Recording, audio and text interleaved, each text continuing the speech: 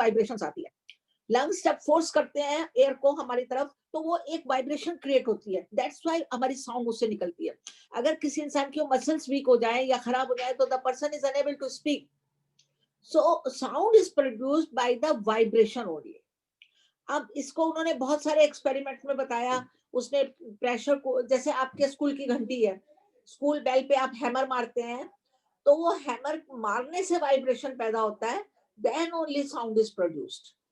ऐसे pressure cooker को उसने एक तार से लटका दिया, उसको डंडे से मारा तो साउंड प्रोड्यूस होता है।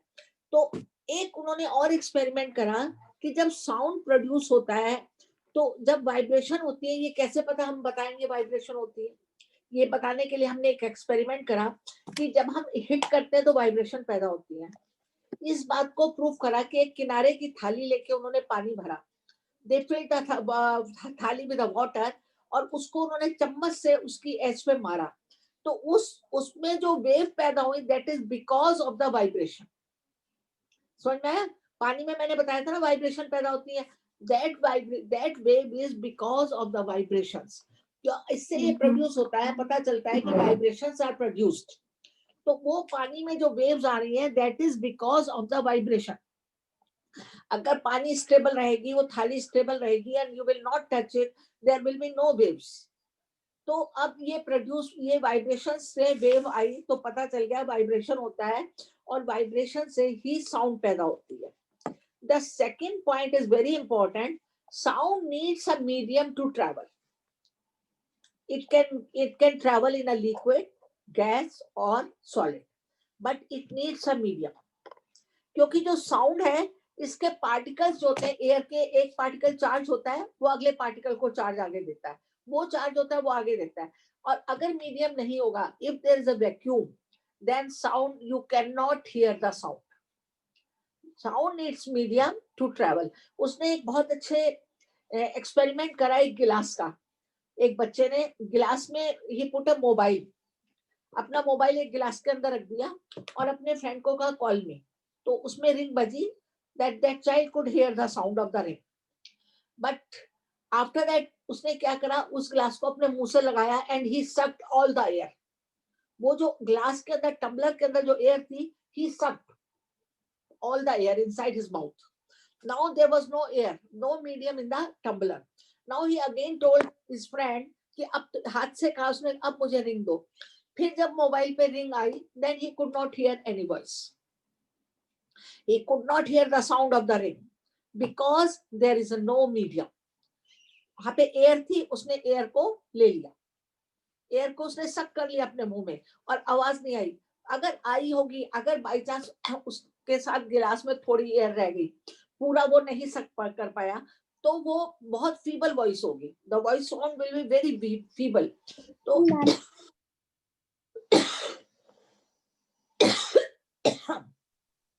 Sound needs medium to travel. अब 2 पॉइंट आ गए आपको clear? Sound is produced by vibration. Second point है sound needs medium to travel.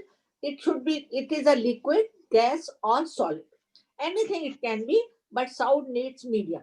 Without medium sound can not be heard. If any room you, अगर एक room को आप vacuum कर दो, पूरा वैक्यूम के पंप आते हैं बड़े बड़े, वैक्यूम अगर कर दिया आपने तो आप दूसरे कॉर्नर की उस साउंड को नहीं सुन पाएंगे, you can not here the sound of that corner. अब बहुत इंपॉर्टेंट क्वेश्चन है कि हमारे वोकल कॉर्ड से साउंड कैसे प्रोड्यूस होती है। इस वोकल कॉर्ड से साउंड प्रोड्यूस होने में, हमारे बोलने में, वर्ड्स बोलने में, हमारी ये लंग्स, हमारा लैरिंग्स, हमारी टंग चीजें हेल्प करती हैं हमको, तब वी कैन स्पीक आउट। तो when the lungs force air through the slit, यहाँ पे विंड पाइप में ना एक छोटी सी स्लिट आ जाती है ताकि जो हम खाना वाना खा रहे हैं वो विंड पाइप में ना जाए। तो जब लंग्स जो है, when the lungs force the air through the slit, the vocal cords vibrate, the vocal cord vibrates producing the sound। Muscles attached to the vocal cords can make the cord tight or loose। समझ में आया? जो vocal cord के साथ muscles attached हैं, they can make the vocal cord tight or loose। लेकिन vibration कहाँ से आती है? lungs से आती है। जब lungs air को force करता है हमारी तरफ, लंग्स हमारे बहुत इंपॉर्टेंट रोल प्ले करते हैं हमारी बॉडी में. When lungs force the air in our body, यहाँ पर तो वो साउंड वाइब्रेशन होता है वोकल कॉर्ड में एंड साउंड इज प्रोड्यूस्ड. और जो वोकल कॉर्ड से मसल्स अटैच्ड हैं, the muscles attached with the vocal cord, they make the vocal cord tight और लूज. समझ में आ गया? Clear? So we can speak out. और हमारे स्पीक करने में वोकल कॉर्ड, हमारी टंग, हमारी वोकल कॉर्ड की मसल्स, हमारी विंड पाइप की स्लिट, एवरीथिंग हेल्प्स अस. बहुत कोऑर्डिनेशन से काम होता है इन सब चीजों का. अब आपके पास हमने 3 बातें बता दी. Sound needs travel, then sound needs medium to travel, sound is produced by vibration, how vocal cord vibrates या हाउ वी कैन स्पीक या how sound is produced. 3 question आपने अच्छी तरह पढ़ लिए. अब ये आपने एक और एक्सपेरिमेंट से प्रूव कर दिया कि वाइब्रेशन जो होती है, हिट करने से वाइब्रेशन होती है. उसको आपने ऐसे हिट कर दिया कि थाली में आपने पानी लिया और आपने वाइब्रेट करा चम्मच से, तो उस पानी में वेव्स पैदा हो गई. तो वो क्या हुआ? वाइब्रेशन से वेव्स आई. It means by hitting the vibrations are produced and that vibration produce the water waves. ठीक है? उसी बेस पे एक म्यूजिकल इंस्ट्रूमेंट बनाया गया है वाटर वेव्स के ऊपर, जल तरंग. जल तरंग में 6 ग्लास लेते हैं और हर ग्लास में वाटर लेवल अलग अलग होता है. फर्स्ट ग्लास में थोड़ा कम, next it gradually increases. The level of water gradually increases when we come to the 6th glass. थोड़ा थोड़ा पानी का लेवल बढ़ता जाता है.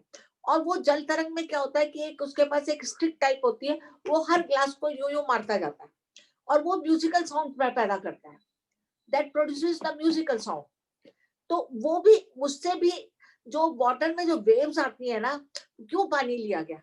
पानी इसीलिए लिया जाता है कि जो वाटर में वेव्स आती है ना, वो भी उस साउंड को प्रोड्यूस करने में या साउंड को और अधिक आगे फॉरवर्ड करने में हेल्प करती है.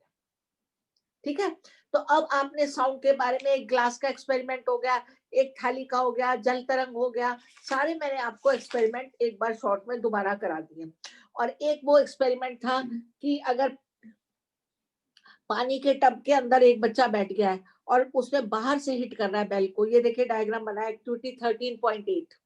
एक्टिविटी 13.8.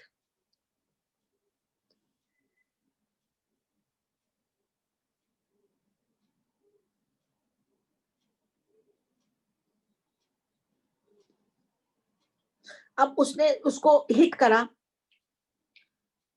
तो साउंड जो है वो सुन पाएगा, क्योंकि वो वाटर से ट्रेवल हो रही है. अब साउंड उसकी वाटर से वाइब्रेशंस आ रही है. अब आपको मैंने पढ़ाना है ईयर के बारे में. जो ईयर है, ये हमारा जो बाहर से दिखता है, ये एक्सटर्नल ईयर है. This is a external ear. ये जो ट्यूब सी है, इसको कहते हैं यूस्टेशियन ट्यूब. आपको कोर्स में नहीं दिया हुआ, but I tell you, this is Eustachian tube. ये इसकी शेप नेचर ने ऐसी बनाई है कि वो एयर को इकट्ठा करके इस ट्यूब के थ्रू हमारे अंदर जाती है. एयर या साउंड एकदम खुला होगा तो एकदम वो ईयर ड्रम पे अटैक करेगी साउंड. ये इसके थ्रू जाती है. ठीक है? और जब वो जाती है तो मिडिल ईयर और इनर ईयर होता है. बीच में एक मिडिल ईयर पड़ता है और लास्ट में जो है इनर ईयर पड़ता है. तो जो हमारा ईयर ड्रम है वो आता है यहाँ पे, और वो जब साउंड वहां पे जाती है तो उसके अंदर वो वाइब्रेशन होता है और वो ब्रेन में जाता है और ब्रेन के थ्रू हम सुन सकते हैं. ईयर ड्रम का vibration is connected with our brain. then we can hear the sound, any sound. ये आपको एक बड़ा कॉमन क्वेश्चन है ईयर का. ये देखिए डायग्राम भी बना हुआ, इनर ईयर, ईयर ड्रम. ये ईयर ड्रम है. The eardrum is like a stretched rubber sheet. Sound vibrates make the eardrum vibrate. Eardrum is like a stretched rubber sheet. एक रबर की शीट स्ट्रेच करके रखी ना, वैसा होता है eardrum. तभी कहते हैं don't put anything in your ear. Sound vibration make the eardrum vibrate. The eardrum sends vibration to the inner ear और वहां से from there मिडिल ईयर से ईयर ड्रम जो है वाइब्रेशन को इनर ईयर में भेजता है. वहां से ईयर में the signal goes to the brain. That is how we hear. वहां से जो सिग्नल है वो कहाँ जाता है? ब्रेन में. That is how we hear. तब हम लोग सुन पाते हैं. ठीक है? क्लियर? समझ में आ गया? अब आपके पास आया amplitude, oscillation, frequency, hertz. Amplitude मैंने आपको पिछली बार भी बताया था, एम्पलीट्यूड क्या होता है, the distance covered by the, और डिस्प्लेसमेंट, डिस्टेंस और displacement covered by the vibrating object. जैसे यहाँ पे इतना गया इतना आया, ये इसका एम्पलीट्यूड होगा। समझ में आया? अगर पेंडुलम आपके पास है और ये थोड़ा ही यहाँ से इतना गया और इतना आ गया, ये इसका एम्पलीट्यूड होगा। इतना distance covered by an vibrating object is its amplitude. Distance कितना कवर कर रहा है, और ये एक ऑसिलेशन होगा from one equilibrium point. Equilibrium point वो होता है जहां पे एक कांस्टेंट है, this is the equilibrium point, the pendulum is not moving now, but अब आपने ऐसे करा तो इधर इधर इधर हुआ, तो इक्विलिब्रियम पॉइंट से वाइब्रेटिंग ऑब्जेक्ट जितना डिस्प्लेसमेंट या डिस्टेंस ले रही है वो उसका एम्पलीट्यूड होता है। ठीक है, अब इक्विलिब्रियम पॉइंट पे एक ऑसिलेशन कितना होता है, आप ये देखिए ध्यान से, ये आपका ऑसिलेशन है, ये आपका पेंडुलम है, ये यहां से यहां जाएगा, फिर यहां से वापस आएगा, फिर यहां से यहां जाएगा, फिर यहां वापस आएगा इक्विलिब्रियम पॉइंट पे, तब इसका एक, it will complete it's one oscillation. Clear समझ में? ये एक थ्रेड में पेंडुलम बना हुआ है। पेंडुलम होता है वो ब्रास का बॉल जैसा होता है, जैसे ब्रास का छोटा सा बॉल, वो यहाँ पे बंधा हुआ है एक स्नेल के साथ, और इसको ऐसे यहाँ गया, फिर यहाँ वापस, ये जो इतना डिस्टेंस कवर करता है, इतना करे या इतना करे या इतना करे, ये डिस्टेंस जो होता है एम्पलीट्यूड कहलाता है। समझ में? This distance is called amplitude. And एक एम्पलीट्यूड जो होता है, एक ऑसिलेशन जो होता है, ये अपने इक्विलिब्रियम पॉइंट पे जब तक वापस नहीं आके कांस्टेंट होता है, वो एक इक्विलिब्रियम कहलाता है। अब आपके पास आता है ऑसिलेटरी मोशन, ये है to and fro motion of an object, to and fro. समझ में? टू मतलब जहां पे आप गए, फ्रो मीन्स फ्रॉम, जहां से आप गए। समझ में आया? तो वहां तक वापस आने का एक ऑसिलेटरी मोशन होता है। अब आपके पास आता है time period and frequency. The time taken, मैं फिर कह रही हूँ कंफ्यूजन मत होना, क्योंकि इस पे 10 मार्क का न्यूमेरिकल आता है। Time taken to complete one oscillation is its time period. एक ऑसिलेशन को कंप्लीट करने में जितना टाइम लगता है, time taken to complete one oscillation is its time period. ठीक है, जो फ्रीक्वेंसी होती है, number of oscillation in a 1 second, एक सेकंड में जितने भी ऑसिलेशन हुए हैं वो उसकी फ्रीक्वेंसी कहलाती है। समझ में आ गया? एक ऑसिलेशन में जितना टाइम लगा वो उसका टाइम पीरियड होगा, लेकिन एक सेकंड में, जैसे आपने 4 सेकंड में आपके 60 ऑसिलेशन हो गए, तो इसकी फ्रीक्वेंसी होगी 15 हर्ट्ज। 15 होगी ना, 4 से 1 सेकंड में 15 हर्ट्ज होगा, और उसका टाइम पीरियड जो होगा वो अलग होगा। 60 oscillation takes place in a 4 second, तो 1 ऑसिलेशन टेक प्लेस 1/60 तो होगा 1/20। समझ में आया? तो frequency is inversely proportional to time period. समझ में आई बात? Not directly proportion, it is inversely proportion to time period, और फ्रीक्वेंसी की यूनिट है हर्ट्ज। क्लियर समझ में आ गया? अब जितना बड़ा एम्पलीट्यूड होता है उतनी साउंड में लाउडनेस आती है। अगर हाई एम्पलीट्यूड है तो साउंड में हाई साउंड होगी, और अगर लो एम्पलीट्यूड है तो उसकी साउंड लो होगी। सब all things are depend on the amplitude. अब आपको मैंने 4 टेक्निकल टर्म्स पढ़ा दिए हैं, oscillatory motion, amplitude, time period, frequency, and the unit of frequency is, कौन बताएगा? Unit of frequency is ma'am hertz. Hertz. आप लोगों को टाइम क्यों लगता है?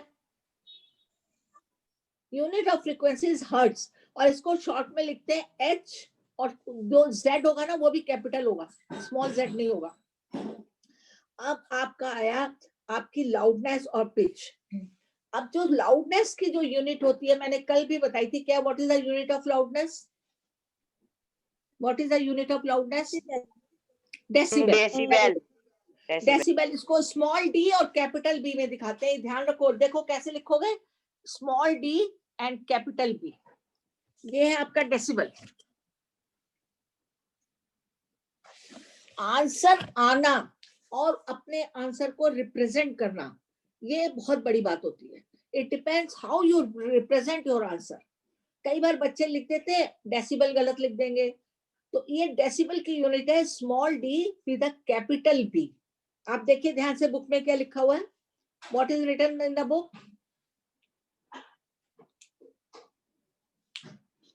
क्या लिखा हुआ है? स्मॉल मैम डी है मैम, कैपिटल बी है।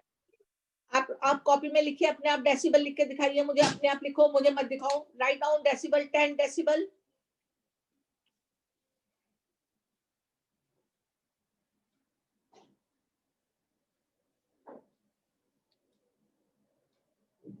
हर्ट्स भी लिखो, कैसे लिखोगे हर्ट्स? हर्ट्स कैसे लिखते हैं? एच और साथ में कैपिटल जेड, लेकिन वो छोटा होगा कैपिटल जेड, उससे कैपिटल जेड छोटा होगा मगर होगा कैपिटल। ये देखिए हर्ट्स आप ऐसे लिखेंगे, ये देखिए समझ में आ रहा है? हर्ट्स, ये डेसिबल। जो 5 मीटर की जो आवाज होती है, 5 मीटर के डिस्टेंस से जो आवाज आती है, दैट इज 30 डेसिबल। वो 30 डेसिबल की आवाज होती है और वो एक तरीके से थोड़ी सॉफ्ट होती है। अब हम लोग की तो आवाज भी तुम लोगों ने बिगाड़ दी ना, तुम्हें डांट डांट के, चिक चिक के, डांट डांट के खराब हो गई हमारी आवाज भी। नॉर्मल कन्वर्सेशन की जो होती है 60 डेसिबल, दो लोग आपस में बात कर रहे हैं, दैट इज 60 डेसिबल। और जो बिजी ट्रैफिक है, सदर बाजार में चले जाओ, कहीं चले जाओ, 70 डेसिबल।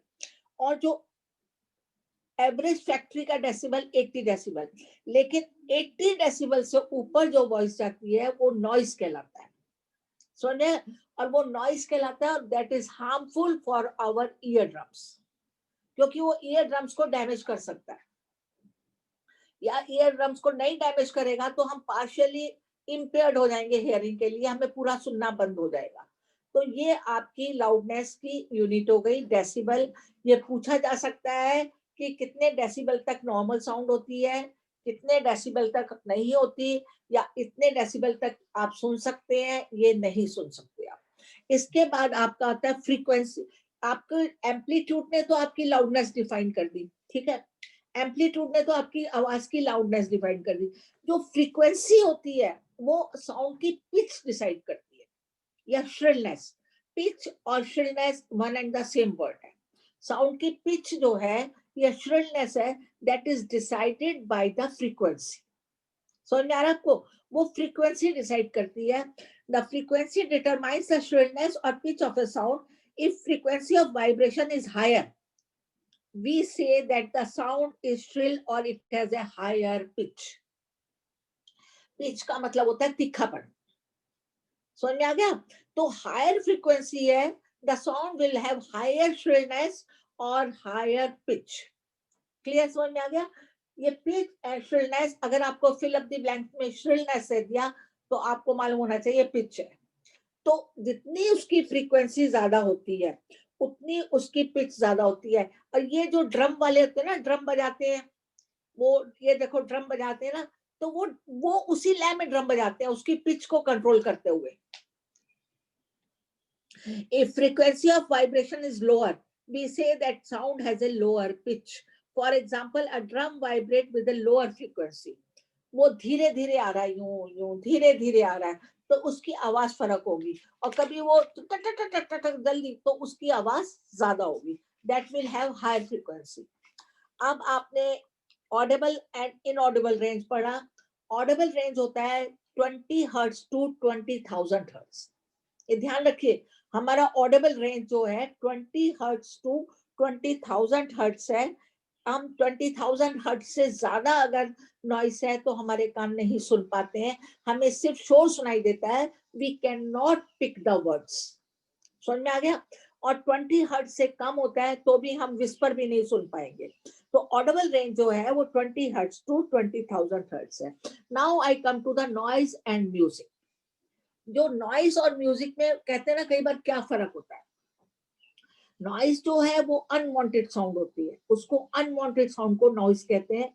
और जब साउंड कभी हमें डिस्कम्फर्ट पैदा करे, कोई साउंड हमको डिस्कम्फर्ट पैदा करे, that is noise. And the sound which soothes us, which makes us comfortable, that is music.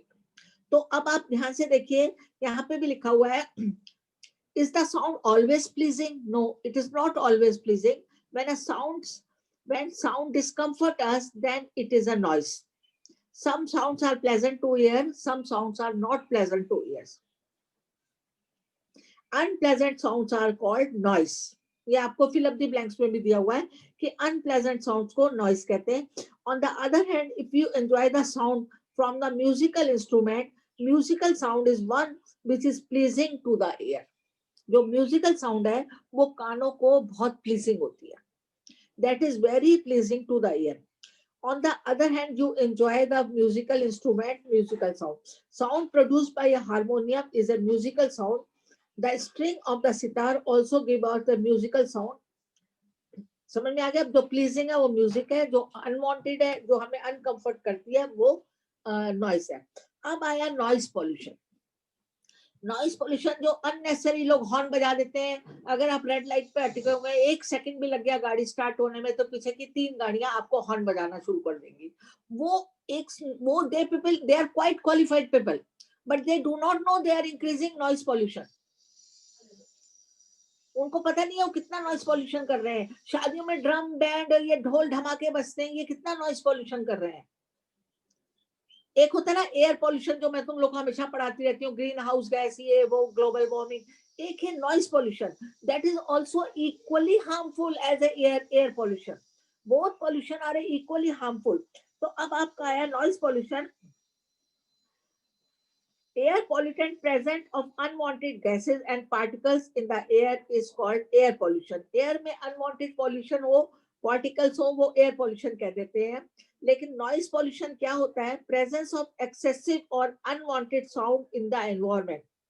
The presence of excessive or unwanted sound in the environment is called noise pollution. Excessive मतलब बहुत ज्यादा sound हो और unwanted sound हो. आपको पता है foreign country में कोई हॉर्न नहीं बजाता. वहां पे हॉर्न बजाना is like abusing a person. वहां पे कोई हॉर्न नहीं बजाता. और वहां पे मैंने पता नहीं 3 महीने में एक बार एक गाड़ी का हॉर्न सुना होगा. वहां पे सब वेट करते हैं, अपनी टर्न की वेट करते हैं, रुक के वेट करते हैं और दूसरे को जाने का रास्ता देंगे. लेकिन हमारे यहाँ तो 1 मिनट में टी टी टी शुरू कर देंगे. तो ये एक नॉइस पॉल्यूशन है. दूसरा रीजन है unwanted sound, excessive sound. Excessive भी कोई साउंड हो. पहले जमाने में लाउड स्पीकर लगा करता था, लाउड स्पीकर पे बड़ा शोर आता था घरों में. शादियां तो जोर जोर से लाउड स्पीकर लग गया और ये गाने लग गए, वो गाने लग गए. ये these are all nonsense things. अब व्हाट इज नॉइज पॉल्यूशन आप लिख लीजिए. आपको मैं पूछ सकती हूँ 1 मार्क का question, what noise pollution. Short notes भी दे सकते हो.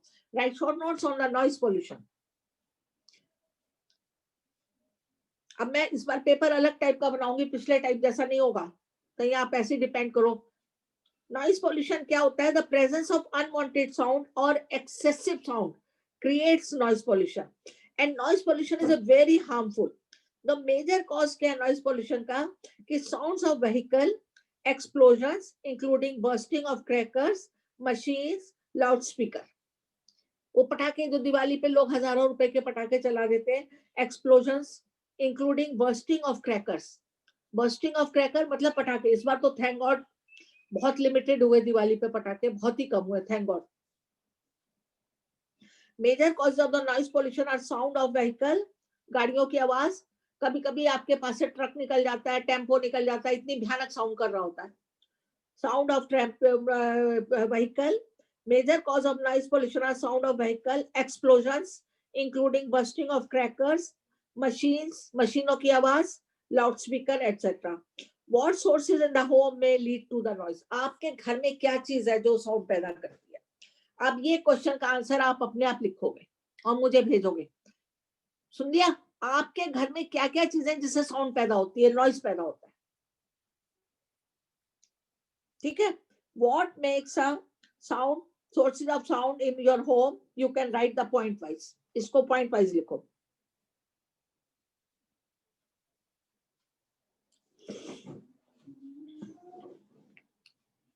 What are the harms of noise pollution? अब अगर हम noise pollution पे short notes देते हैं तो what is noise pollution, how it is created and what are the harms. आप सारे point लिखेंगे, खाली 2 लाइनें लिख के घर नहीं आ जाओगे, पूरे point लिखोगे. What is noise pollution, how it is created and what are the harms of the noise pollution. harms बहुत है noise pollution के. noise pollution के the cause में health related problem, lack of sleep, hypertension, high blood pressure, anxiety and many more health disorders. आप देखिए, खाली it is not creating problem in your ears, it is creating more and more problems. पहली problem क्या है आपकी? आपकी sleep, lack of sleep, आप सो नहीं पाएंगे, आपके पड़ोस में लाउड स्पीकर लगा हुआ, आप सो नहीं पाएंगे. हाइपरटेंशन, जब आप सोएंगे नहीं, you will not get full sleep, you will have hypertension, high blood pressure. फिर इसके बाद आपकी एंजाइटी, एंजाइटी कहते हैं एक तरीके की उत्सुकता या एक तरीके की बेचैनी को. और many more health disorder may be caused by noise pollution. A person who's exposed to the loud sounds continuously may get temporary or even permanent impairment of hearing. एक इंसान जो साउंड के पास बहुत पार्शियली या पूरी तरह उसके सिर पे साउंड है बहुत ज्यादा, a person who's exposed to loud sound continuously may get temporary or permanent impairment of hearing. उसको पूरी तरह सुनना बंद हो जाएगा या कम सुनने लगेगा. अब आपको, आपने नॉइज पोल्यूशन पे, अब आपके पास अगला पॉइंट है measures to limit the noise pollution. किस लिमिट तक नॉइज पोल्यूशन होना चाहिए, क्या होना चाहिए नॉइज पोल्यूशन. तो उन्होंने कहा आप इसको कंट्रोल करिए, अपने घर के टीवी का वॉल्यूम भी आप इतना लगाइए कि आप सुन पाए, आपके घर के बाहर आवाज ना जाए. फॉर दिस साइलेंसिंग डिवाइसेस, और बहुत सारी एक डिवाइस आती है जो साइलेंसिंग डिवाइसेस होती है, must be installed in aircraft, engines, transport vehicles, industrial machine and home appliances. जैसे हम मिक्सी चलाते हैं, घर्र करके आवाज करती है ना, और हमारे घर में डेजर्ट कूलर चलता है, उसमें भी बहुत आवाज हो जाती है. तो वो कह रहे हैं एक साइलेंसर होना चाहिए जो कि एयरक्राफ्ट की मशीनों में लगे, और जो कि ट्रांसपोर्ट की व्हीकल्स में लगे, ट्रकों में, और इंडस्ट्रियल मशीन, जो मशीनें इंडस्ट्रियल में चलती हैं उनमें भी वो साइलेंसर लगना चाहिए. और होम अप्लायंसेस, घर में जो हम यूज करते हैं, जैसे डेजर्ट कूलर है, आपके किचन में मिक्सी चलती है, आपका माइक्रोवेव तो भी थोड़ी बहुत कर ही देता है, तो इन सब में एक साइलेंसर लगना चाहिए. How can the noise pollution be controlled in a residential area? अब आपके रेजिडेंशियल एरिया में नॉइज कैसे कंट्रोल हो सकता है? All noisy operations must be conducted away from any residential area. वो लेक्चर देने खड़े हो जाते हैं माइक पर, बड़ी बड़ी बातें करने शुरू हो जाते हैं. Noise producing industries should be set up away from each such area. जो नॉइज प्रोड्यूसिंग इंडस्ट्री है वो रहने वाली जगहों से दूर होनी चाहिए. Use of automobile horn should be minimized. Horn को तो बहुत ही कम बजाना चाहिए. TV and music system should be run at low volume. There must be planted among the roads and around building to cut down on the sound. Tree must be planted, I'm sorry, tree must be planted. सड़क के किनारे tree भी होना चाहिए. Tree must be planted along the roads and around the building to cut down on the sound. ताकि sound जो है वो सीधी नहीं आएगी. अगर बीच में पेड़ आ जाएगा तो साउंड वहां से रिफ्लेक्ट हो जाएगी. इसलिए सड़क के किनारे भी ट्रीज होने चाहिए, बिल्डिंग्स के आगे भी ट्रीज होने चाहिए. एक तो आपको ऑक्सीजन देंगे, आपको तो बहुत फायदा ट्री होने से, एक तो ऑक्सीजन देंगे, दूसरी जो है वो साउंड को सीधे नहीं आने देंगे. We cut down on the sounds reaching the resident, thus reducing the harmful effect of the sound pollution. अब आप लोग होमवर्क में लिखिए, write the short notes on the noise pollution. Yeah, describe the noise pollution. Write down the harms of noise pollution. Write down the harms of noise pollution and write the measures to limit noise pollution. And write the measures to limit noise pollution. कि कैसे लगाएंगे noise pollution को, कैसे आप रोक सकते हैं, how you can stop the noise pollution.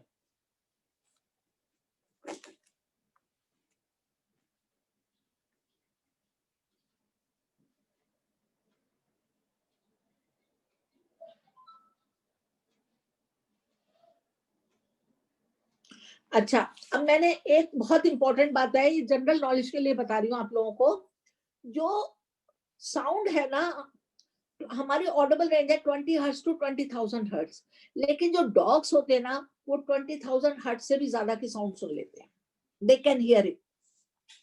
तो ये देखो यहाँ पे लिखा, some animals can hear sound of frequency higher than 20,000 hertz, dogs have this ability, the police use high frequency whistles which dogs can hear।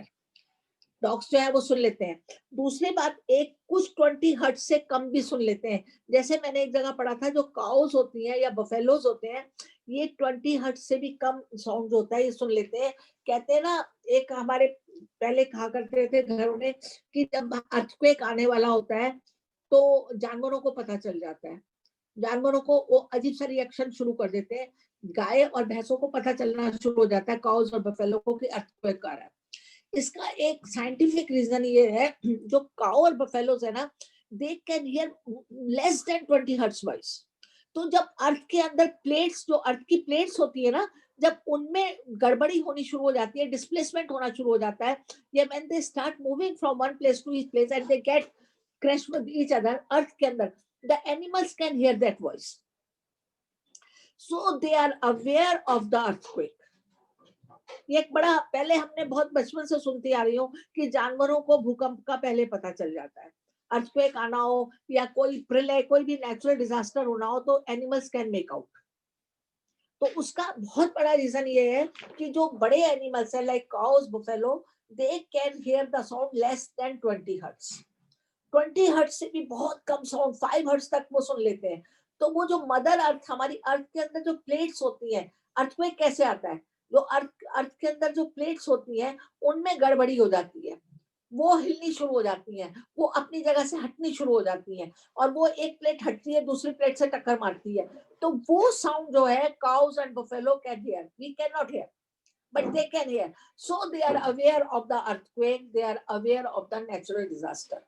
तो ये पुराने लोग कहते हैं ना, गाय भैंसों को पता चल जाता है, कुत्तों को ये पता चल जाता है। तो वो ये कहा, उसके पीछे एक बहुत बड़ा रीजन ये है कि उनकी हेयरिंग एबिलिटी जो है ये है। अब आपका ये चैप्टर पूरा पूरा खत्म हो गया, और I put 100% efforts to make you understand. Anybody facing any problem? Ma'am no ma'am. कर दीजिए ना। हाँ बोलो मैम एम्पलीट्यूड, सॉरी पूजा बोलो। मैम एम्पलीट्यूड का एक्सप्लेन कर दीजिए। एम्पलीट्यूड तो बहुत इजी चीज है, द डिस्टेंस और displacement covered by a vibrating object. ये देखो, मैं डायग्राम बना के दिखाती हूँ तुमको। ये ऑब्जेक्ट है, ये वाइब्रेट कर रही है, ये एक ऑब्जेक्ट है, ये वाइब्रेट कैसे करते हैं, इधर उधर होंगे, to and fro. To and fro होता है ना, टू मतलब वहां गए, फ्रो माने कहां से गए, तो टू मतलब जहां गए वहां से फ्रो पे वापस आए, फ्रो फ्रॉम। तो अब ये यहाँ पे गया, ये इसका एम्पलीट्यूड है, यहाँ तक गया, ये इसका एम्पलीट्यूड है, यहाँ तक गया, ये इसका एम्पलीट्यूड है। द डिस्टेंस और the displacement taken by any vibrating object is called its amplitude। जितनी, ये देखो ना, अब आपने ये देखिए, ऐसे मारा, ऐसे मारा, ठीक है, ठीक है, मार, आपने हैमर करा ना, देखिए इसका एम्पलीट्यूड ये है, इसका ये है। हाई एम्पलीट्यूड हाई साउंड, लो एम्पलीट्यूड लो साउंड। समझ में आ रहा है? क्लियर?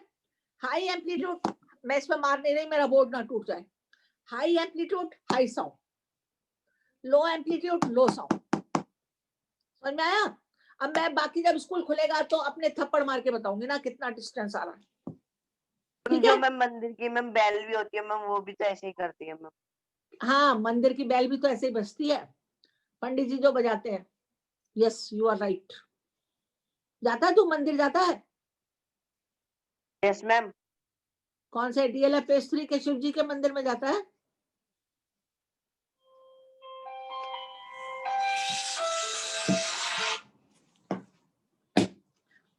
ठीक है, तो अब आप लोगों को क्लियर है? कोई प्रॉब्लम पूछो, पूजा ने पूछा एम्पलीट्यूड, आप भी पूछो कोई बात।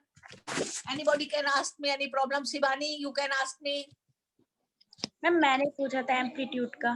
तुमने पूछा था शिवानी ने? अच्छा, मैंने सोचा पूजा ने पूछा था। सचिन, और अगर पेपर ठीक नहीं करा कोई ना, प्रॉब्लम नहीं है। अगर तुमने पेपर ठीक नहीं करा तो फिर देखना, ठीक है? कर लोगे सारे क्वेश्चन? अब इसके सारे क्वेश्चन आपने करने हैं। क्वेश्चन नंबर 8 बहुत क्लियर दिया हुआ है। What is the difference between noise and music? Unpleasant sound to our ears is a noise. Pleasant and musical sound is a pleasant sound is a music. Can music become noise sometimes? हाँ, music भी, जैसे वो DJ बीजे चलते हैं वो noise ही हो जाते हैं ना, वो म्यूजिक कहाँ रहते हैं? तो वो उसमें क्वेश्चन है, can music become noise? Yes, music can become noise. अगर इसका बहुत ज्यादा एम्पलीट्यूड बढ़ गया, इसका बहुत ज्यादा फ्रीक्वेंसी हाई हो गई, then it will become a noise. List source of noise pollution in your surrounding. तुम्हारे सराउंडिंग में क्या क्या नॉइज पॉल्यूशन है? और एक question number 10, explain in what way noise pollution is harmful to human being. Lack of sleep, hypertension, anxiety, ये noise pollution से सब हो सकता है इंसान के अंदर। लैक ऑफ स्लीप, हाइपरटेंशन कहते हैं हाई ब्लड प्रेशर को, टेक्निकल वर्ड है हाई ब्लड प्रेशर का हाइपरटेंशन। हाई ब्लड प्रेशर और एंजाइटी, और ये सब एंजाइटी इज आल्सो डिजीज, ये सब नॉइज पॉल्यूशन से आपकी लाइफ में हो सकते हैं। अब आपका 11वां क्वेश्चन है, your parents are going to buy a house, they have been offered one of the roadside and another 3 lanes away from the roadside. Which house would you suggest your parents should buy? Explain your answer. ये अपने आप लिख के दिखाएंगे। एक घर सड़क के किनारे है और एक घर जो है 3 लाइनें छोड़कर है, तो आप कौन सा अपने पेरेंट्स को सजेस्ट करोगे घर खरीदने के लिए और क्यों? रीजनिंग के साथ बताओगे, खाली ये आंसर मत दे देना कि हम ये सजेस्ट करेंगे, उसकी रीजनिंग देनी पड़ेगी, व्हाई यू सजेस्ट दिस। ठीक है, क्वेश्चन समझ में आ गया? You do it yourself. Sketch larynx and explain its function in your words. Larynx का डायग्राम बना हुआ है पीछे, और उसका फंक्शन वही जो वॉइस बॉक्स का है वही उसका है। Lightning and thunder take place in the sky at the same time, at same distance, but the lightning is seen earlier, thunder is heard later. ये एक अच्छा क्वेश्चन है कि जब आकाश में बिजली चमकती है और बादल गरजते हैं, तो क्या होता है कि हम बिजली का चमकना हम पहले देखते हैं और बादल का गरजना आवाज हम बाद में सुनते हैं ना। ये क्वेश्चन दोबारा पढ़ो, मैं अभी बताती हूँ इसका answer. Lightning and thunder, lightning can be seen earlier than the thunder can be heard. तो इसका एक रीजन ये है, जो लाइट है इसकी स्पीड तेज है, थंडर की स्पीड कम है, वेलोसिटी कम है आवाज की, as compare to sound. Sound की velocity is higher than light की velocity is higher than as compare to sound. तो जब लाइट की वेलोसिटी ज्यादा है तो पहले दिख जाती है हमको, साउंड की वेलोसिटी कम है एज कंपेयर टू लाइट की velocity, then we can hear it little later. ये बहुत बार होता है, आकाश में बिजली पहले चमकती है और बादल गरजते हैं, वो हमें बाद में सुनाई देते हैं ना। तो ये एक बड़ा कॉमन, ये क्वेश्चन बहुत ज्यादा टेल द रीजन व्हाई में पूछा जाता है।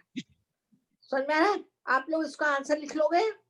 लाइट की वेलोसिटी ज्यादा है, velocity of light is greater than as compare to the velocity of sound. आप ये लिखेंगे as compare to the velocity of sound, तब आपका आंसर ज्यादा होगा। अगर आप खाली लिख देते हैं कि velocity of light is greater, भाई किससे ज्यादा है? समझ में आया? तो velocity of light is greater than the velocity of the sound, so we can see the lightning earlier than the thunder. वो देर में हमें सुनाई देता है। अब ये चैप्टर आपका पूरा कंप्लीट हो गया। अब मैंने इसका चैप्टर की कोई लाइन, कोई एक्सपेरिमेंट, कोई पॉइंट, कोई डेफिनेशन नहीं छोड़ी है। आप लोग इसको ध्यान से करो और आप लोग इसको पूरा अच्छी तरह इसके क्वेश्चन आंसर करना सारे। Even then you find out any problem, आप उसको लिख के रख लेना, मैं आपको बता दूंगी। ठीक है? हाँ बोलो जी। मैम कल क्लासरूम पे मैं आप होमवर्क साइंस का नहीं भेज पाया था, आपको मैंने पर्सनल में भेजा था। हाँ मैंने देख लिया आपका homework, I have seen. I have seen that. Okay ma'am. तो अब हम पढ़ेंगे chemical effects of electric current. अगर आप लोग इसको आधा चैप्टर एक बार रफ पढ़ लो, सिर्फ स्टोरी की तरह पढ़ लो, तो कल आपको अच्छी तरह समझ में आ जाएगा। मैं इसके वो डायग्राम बना के रखूंगी ब्लैक बोर्ड पे, चार्ट, इसके सर्किट बना के रखूंगी, और वो सब बना के मैं पहले ही रखूंगी आप लोगों को समझाने के लिए। 14 चैप्टर है, इसके बाद है आपका 15 some natural phenomena, natural disaster. इसके बाद बहुत इंटरेस्टिंग चैप्टर है लाइट, वो मेरा बड़ा फेवरेट चैप्टर है, law of reflection and law of reflection, light. ये आपका कोर्स आराम से हो जाएगा, कोई चिंता की बात नहीं है। फिर आपका ये solar star and solar system. तो अब जितने भी चैप्टर हैं आगे बड़े इंटरेस्टिंग चैप्टर हैं, तो आप लोग साथ साथ पढ़ते जाना। And write down, if you face any problem you can write down, I am there to tell you. ठीक है, 1000 टाइम्स मैं बताऊंगी आप लोगों को। अब कोई प्रॉब्लम है पिछले चैप्टर में तो पूछ लो, नहीं है तो बता दो।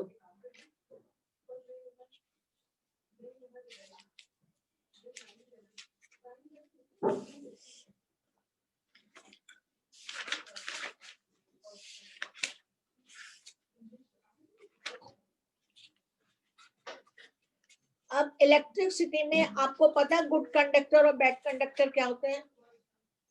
Yes ma'am. गुड कंडक्टर क्या होता है? Ma'am, good conductor are those, ma'am, which can pass electricity from them. और दोस्त क्या है? दोस्त के आगे कुछ बोला ही नहीं है। Good conductor are those substances, they allow Yes, ma'am. electricity to pass through them. Simi, Nisha का फोन आ रहा है।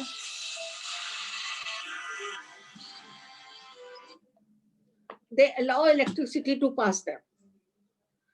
Good conductor are those substances, they allow electricity to pass them. Bad conductor are those substances, they do not allow electricity to pass them. मालूम है? आप बहुत सारी चीजें होती है good conductor and bad conductor.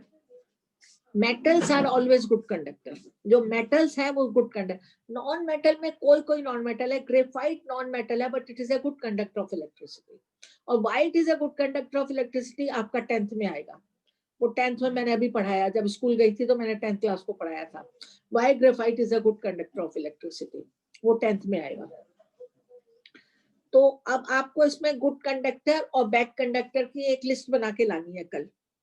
मैं पूछूंगी सब बच्चों से, इन्होंने लिस्ट बनाई है कि what are the good conductor of electricity substances and what are the bad conductor of electricity. ये आप एक लिस्ट बना के लाएंगे, ठीक है? ये आपका अगले चैप्टर का होमवर्क होगा, good conductor of electricity and bad conductor of electricity. और इसके बाद ये यहाँ पे एक पहले तो दिए थे आपको, 7th क्लास में सिंबल दिए थे चैप्टर में, ये बैटरी का सिंबल है। Yes ma'am. ये 7th क्लास में दिया था ना, पहले मैंने 7th को भी पढ़ाया आप लोगों को। 7th क्लास में सिंबल दिए थे, अब नहीं है। तो आपको पता ही होगा बैटरी का सिंबल क्या है।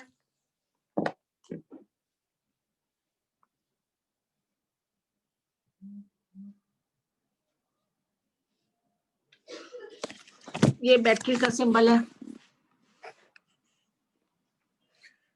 ये बैटरी का सिंबल होता है ना। ये तारे हैं, ये एरो बता रहा है कि इधर से इलेक्ट्रिक करंट इधर जा रहा है, वायर के थ्रू इलेक्ट्रिक करंट जो जा रहा है वो इधर जा रहा है। ये वायर बताते हैं आपको इलेक्ट्रिक करंट करके ऐसे जा रहा है। और बल्ब बनाते हैं, अगर बल्ब में ऊपर लाइट्स दे रखी है तो बल्ब शाइन कर रहा है, नहीं तो नहीं कर रहा।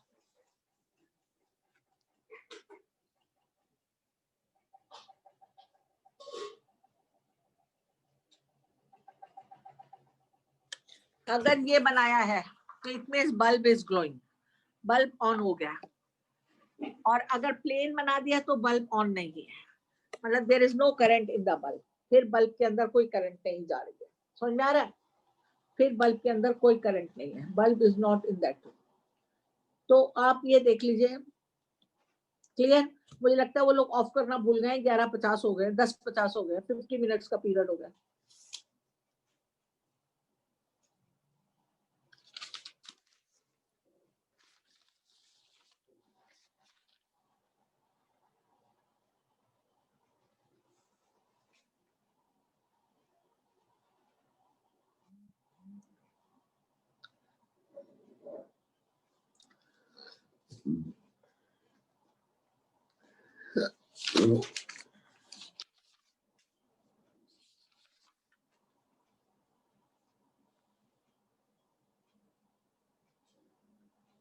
अब पीछे समरी में आ जाओ, समरी में आ जाओ। नेक्स्ट चैप्टर की समरी जो है, some liquids are good conductor of electricity, some are poor conductor।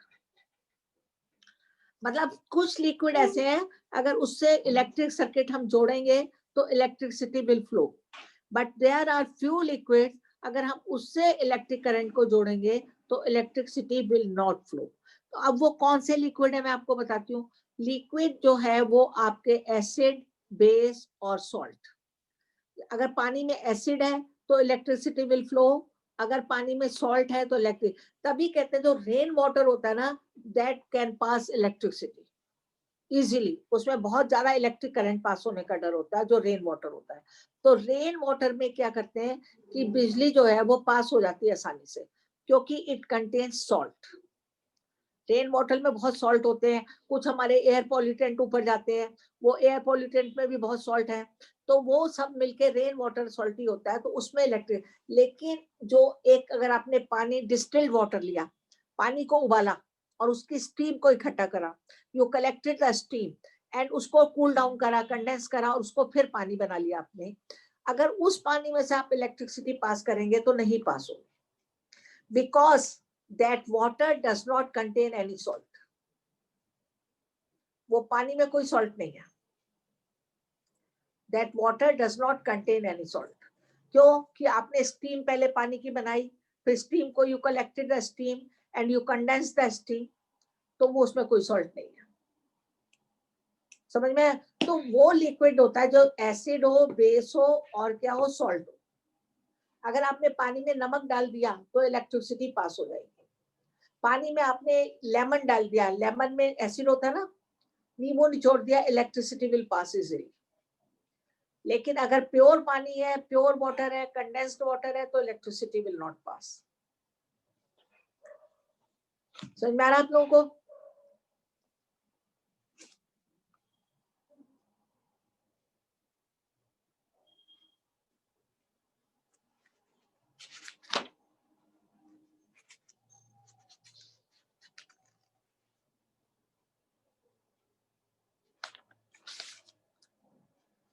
आप देखिए, गुड कंडक्टर और बनाया और पुअर कंडक्टर का चार्ट बनाया, यहाँ पे नीचे डायग्राम बनाया।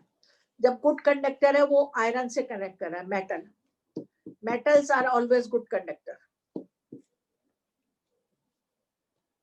चार्ट बना ना, मेटल से कनेक्ट करा ना, स्क्रू ड्राइवर का मेटल से करा है। अब जब प्लास्टिक से करा तो नहीं हुआ। प्लास्टिक से जब कनेक्ट करा बैटरी को, बल्ब को, तो बल्ब इज नॉट ग्लोइंग, क्योंकि सर्किट जो है वो कंप्लीट नहीं हुआ, सर्किट जो है वो इनकम्प्लीट रहा।